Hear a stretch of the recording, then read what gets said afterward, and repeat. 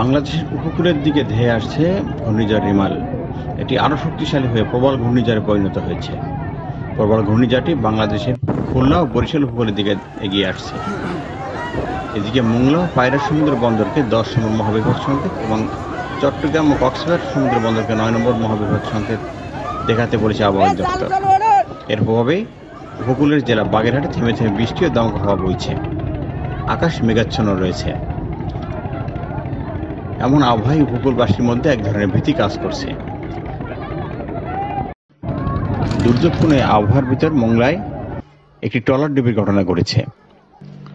যাত্রীবাহী এই ট্রলারটি মোংলা নদী পার হচ্ছিলেন স্থানীয়রা। এর ভিতর মোংলা ইপিজেডের শ্রমিক সংখ্যা বেশি রয়েছে।